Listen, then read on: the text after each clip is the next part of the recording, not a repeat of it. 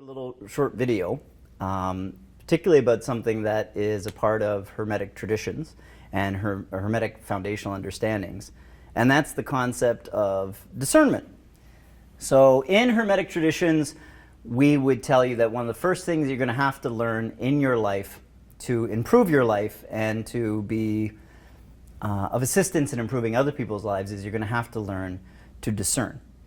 So the question is, first of all, how would you define discernment? And there is a few ways you could define it, but it's roughly easy to say that it is the understanding of what best suits a situation that will result in the highest and best good, or the best fruit, the best positivity that will come in the long run, not just the short run, but in the long run. We could say that that is discernment.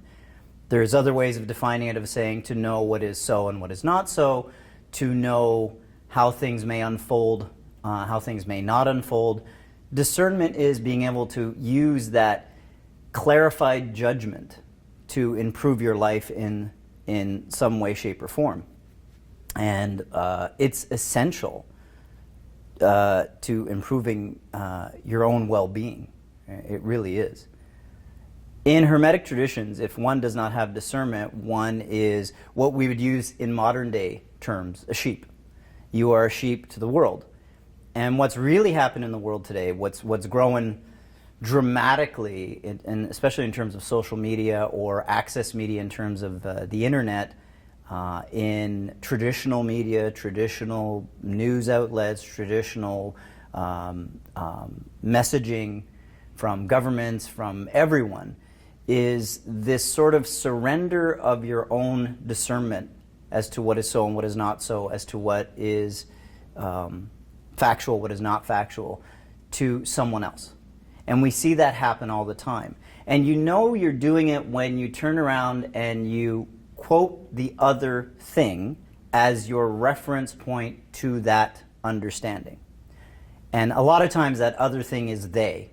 I don't know who they are, but they know a lot of stuff, because when I talk to people, there's always they said. Whoever these they are, they must be a huge cabal of people. I would like to meet them because they know everything, whoever these they are. So whenever you bring up the they, or you say, well, for example, well, science says, well, Harvard said, well, the government said, well, the doctor said, well, the nurse said, well, the lawyer said, whoever that source is, what you're saying is, I'm basing my understanding of the situation, and I'm going to sort of acquiesce that understanding to these other people. And so then a question I might ask you if you were a student in the school, and that we might have to explore in a class, would be, for example, what is it that's within your own discernment? What is it that you are the best judge of that, where you say, it is in my best assessment that, as opposed to turning over that discernment to others. So we break this down in other ways, but one classic example is that if something is not provable scientifically, it is not so. And that is really, I mean, there's ways to look at that, but in terms of your own life, what does that mean to you? If science can't prove that you're happy, if science can't create a state that brings you joy, for example, does that mean that the state that brings you joy is provable or unprovable? Well, ultimately, in Hermetic tradition, the ultimate discernment for your life is you. You must be the measuring stick of what works best for you. And within that, we have to understand that that discernment, or that understanding of what works best for you, does not necessarily apply to others. It is for you, but for you does not make another wrong if it is not for them, or if that doesn't work that way for them. So we have to learn to use our discernment to best serve ourselves in our life. And one of the things that you would want to focus on is learning to bring the understanding of life within, as opposed to constantly looking without. So we have a lot of people in exploring spirituality, and what they would do is they would lean towards books. Or, and I know this is going to be a little bit of button pushing for some people. In my best love of all of you, please get over yourself, because you should be able to explore concepts without being rattled too hard, a lot of people will say, well, the Bible says. And you sit there and go, okay, the Bible said that, but does that make it so? Does your discernment end with history? Does your discernment stop at if it's in this book, for example, the Bible, or in the writings of Einstein, that is now how you discern the world, only through that spectrum? And you could, for certain situations, I'm sure, but ultimately, where are you surrendering your own free will and thought? In the world today, there is a tremendous amount of irresponsibility for their own best judgment. There's a lot of pointing towards others. I would even challenge or question, for example, the value of universities and colleges today. I think there's, when it gets into some of the liberal arts, I would question what value they're bringing to the table, because it appears on the outside that there is a lot of programming going on as opposed to training. Back in my time, when a person went to university, they were trained to think for themselves. They were trained to conceptualize. Today what I see is you're trained to comply. And in that compliance, that is the only way one can graduate, is through compliance of, and that's something very wrong. Life, if we were to teach people through hermeneutics, you would teach your children your own life, if we were to grow through hermeneutics, then everything would be put back upon you to open up the potential that you would think in a higher order. You would be questioned, why, does that make sense to you? Is this been your direct experience? Is it possible this is wrong or this is right? Is it possible that concept should be something that should be challenged? All of those things, and that's how we keep our mind open to the potential that there is other potentials, and that we are not always so right or so wrong about something, that is all there is. So how do we do that? We need discernment. In this world, we desperately need discernment. For those of you who honestly, take truth in what is said on, for example, a social media platform, I would say you're losing your discernment. For those of you who only want to live in a vacuum of that is only an echo chamber of your own stuff, of your own beliefs, you're losing discernment. A person walking a hermetic path will venture into the places that disagree with them and then challenge their own assertions through that. And that's how we grow. That's how we discover what is best for us, or our version of what is best for us, is through that challenge of going into those places and saying, this is what I think may be so, but these people or groups think it may be something else. And then listening to that. And we have to be open, and we should never be so surrendering as to give all of our discernment over to any one thing, whether it's science, what a bank says, what the government says, what a system says, what a law says. We should never be so comfortable that we just say, well, that's what they say, and that's the end of our discernment. You need to expand the concept. And that doesn't also mean that you dismiss what those they guys or women or whoever say. You don't just dismiss it, but you do have to take it in the context of what it means. And that is a concept. Have you explored that concept? In the traditions of Hermetics, one should not state an unstudied, unresearched opinion.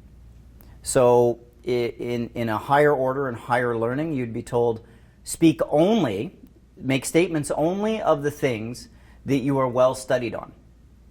And everything else, in other words, that we could say you have an expertise in or a mastery of, those are the things you make statements of. Everything else, you should be open to conceptually asking questions. And knowledge comes through primarily a question, not a statement. So there's always things, and some of you might be watching this video and thinking, well, I'm not a master of anything. Yes, you are. You're absolutely and assuredly, without doubt, a master of your own personal life. I mean, who knows your life better than you, right? It has to be you. Now, I don't know about anything else, but I can assure that every person in this world is a master of their own life, most likely a master of their family and those connections, and they have an expertise on what that is. But outside of that, imagine a world where we did not make statements of things that we were not well versed and well studied on. And then you'd of course have to ask, what is well versed and well studied? Does that mean you spent a week looking at something, a day, several years, months, whatever? If I wanted to invest in sort of a way of doing something, then hermetically I need to gain an expertise in that. The first way to gain an expertise is I have to ask as many questions about the process or about the thing as possible. And I cannot formulate concepts until I have more questions answered. And there's a big reason for this. If you lose discernment, one of the things that you lose is the ability to challenge yourself. If you surrender your understanding of life to something else, well, only if the doctor says, is it this way? If you just sort of give it all up and say, like, I'm now going to put all of my judgment in another thing, then you can't have internal self-judgment. It loses you. You basically create what we'd say in the spiritual movement is gurus, and gurus are not good for you. I mean, if there's a guru in your life, it should be you. You should be your own guru. You have to be your own best teacher, and therefore, hopefully, you become a good student of yourself. But that's up to you to decide. It's through learning that discernment that we begin to understand how to navigate life. And when you give that discernment to someone else, life becomes more problematic, and you sort of end up falling in with the pack. And that's okay, because sometimes the pack can get us where we want to go, but we don't all have a shared experience on what joy is, and we don't all have the same goal. We all have the same goal to get to joy, but we don't all necessarily arrive on the same mountain that joy is for. So at some point you're going to have to navigate your own way through this, and it's going to have to come through you from doing that. So my best, highest advice to anyone watching this is open your mind, always have the potential to be wrong and be right, start to learn how to discern light from shadow, good from bad. And I'll leave you with this final thing. And of course, we could go on for potentially weeks about this one subject, but I would leave you with this one final thing. The best way to understand discernment is to look at the fruits. And if the fruits aren't good, if the fruits that are coming from it are not beneficial, if they don't outweigh the negative, then it's probably not serving. So we want discernment so that we can make the best decisions for progression, for growth, for understanding, to know thyself. And through knowing thyself, that you know the world, you know the universe, you know God. If you're not doing something to move towards that, and the fruits aren't benefiting you in knowing thyself, then you're stagnating and the world doesn't grow. And what you are seeing in the world today, because of the lack of discernment, is we're seeing a regression of humanity. We're seeing people not think for themselves. They're becoming groupthink. They're becoming mob thinking. And that's very dangerous. It's a dangerous state to be if you just sort of follow the mob. So in the traditions of Hermetics, learn to think for the self, learn to look at the fruits of something. Sometimes you have to wait a while to see what that fruit bears. And it's only through that process that we will actually learn that something is beneficial to us and others versus creating a negative state. And sometimes what appears to be negative can be positive. In fact, that's many cases. And sometimes what appears to be positive can turn out to be very negative. And we need to be careful of buying the first concept that sounds good without using our discernment to say, and if that's true, and if that's true, and if that's true, and if that's true, what might these fruits bring? And a lot of times, simple concepts to complex problems aren't really viable. So it's easy for us to all agree that a solution needs to be had to a problem in life, whatever that might be, but it's not so easy that the answer. And often when people take a complex answer and we say the answer, the solution is simple, just do this, it's probably incorrect. Because remember something, if the answer to something that is a complex problem, or it's been a problem that's been plaguing humanity for years, let's say racism. Racism exists, it's all over the place, there's many levels of racism, there's many ways to look at racism or bigotry and so on. If the answer is simply fix this one thing and racism goes away, you're completely going to be wrong. Whenever someone says to you, this is Discernment 101, whenever someone says to you, all we need to do is this, and it's really obvious that other people have had that thought, then you have to ask yourself, why haven't we done whatever this is, and why hasn't it been applied? So we could say there's a lot of example of medical situations where people say, all you need to do to get rid of this disease is drink green juice, eat more carrots, eat more naturally, have more broccoli, breathe fresher air, drink clean water. If it were that simple, I mean, as an intelligent human being, do you not think others would have figured it out and would be doing it?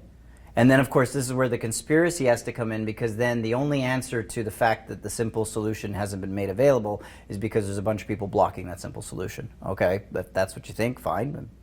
Who's to say? It's situational. But what I will tell you that in general, if a complex problem has a simple solution, it's probably incorrect. That isn't the solution. Or that might be one small drop in the ocean of the solution. So in terms of a solution for life, we could easily sit here and say we all need to love each other more. We all need to be more compassionate.